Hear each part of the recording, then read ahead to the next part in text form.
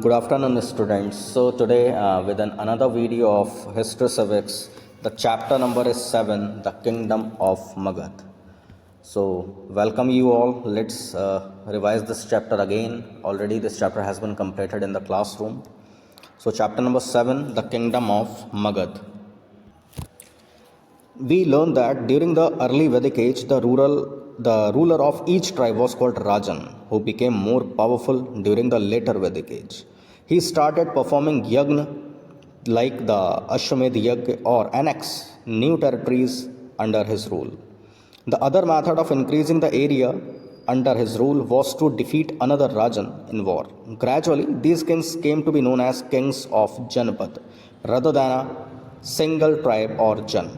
So the topic is Janpads and Mahajanpads. What is the meaning of Janpad and Mahajanpad at that time? So when the area controlled by small tribes started expanding, they came to be known as Janpads. Janpad literally means an area where the tribe Jan put down its foot.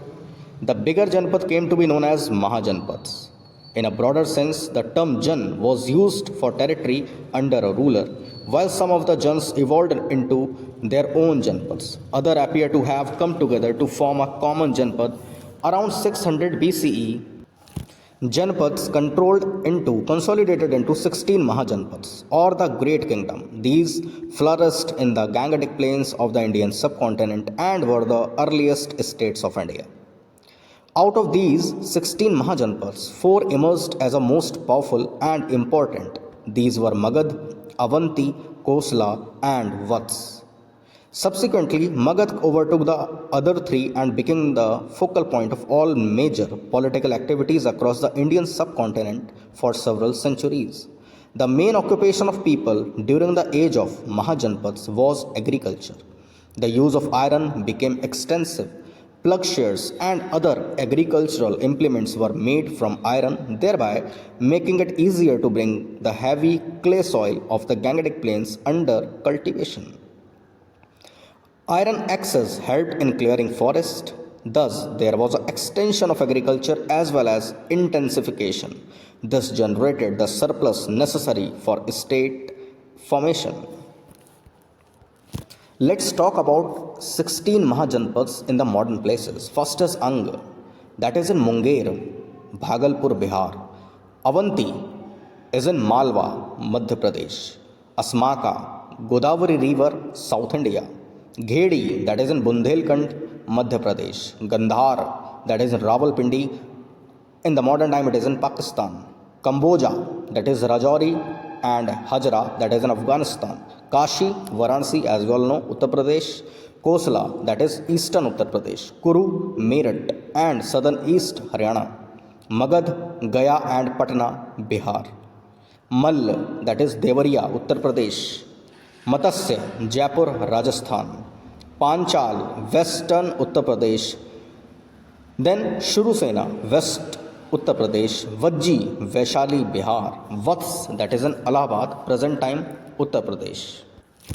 So there are so many types of Mahajanpads. First is republics. Republics were known as Gan Sangh. In the system of government, a group of people were elected to govern the Mahajanpads by the ruling clans of the Gan Sangh. The Gan Sangh could consist of either a single clan such as Shakya, Koliya, and Mallas, or a confederacy of clans such as the Vajjas and Vrijas.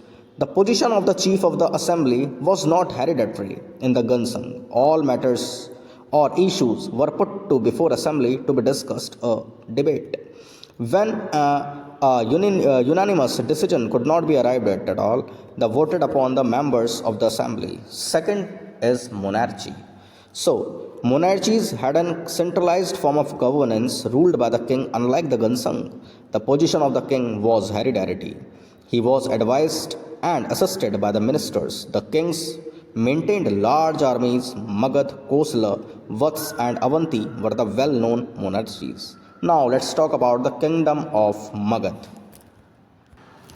So already we know this that there are 16 Mahajanpads. So the topic is now kingdom of Magadh.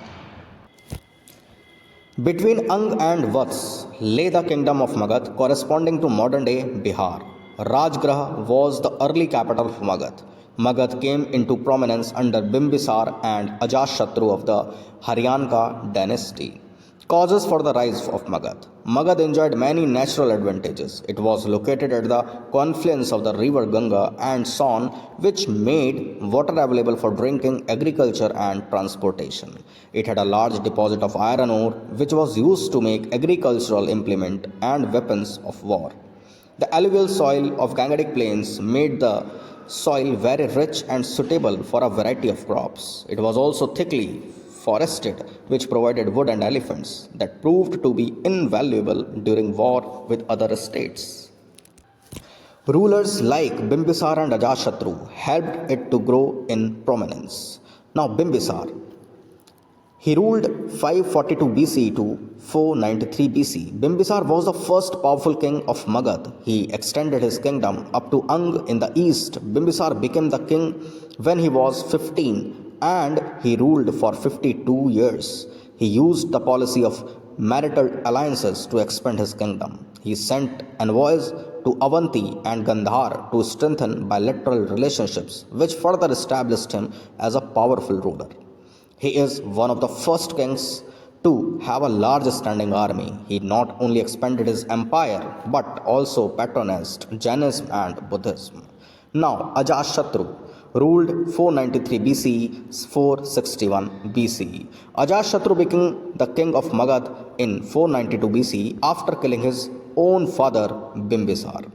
He was a very ambitious and powerful king. Under him, Magadhan territory expanded in almost all the directions. His greatest achievement was defeating the powerful Vajji confessory, of which the most significant clan was the Lichavis of Vaishali.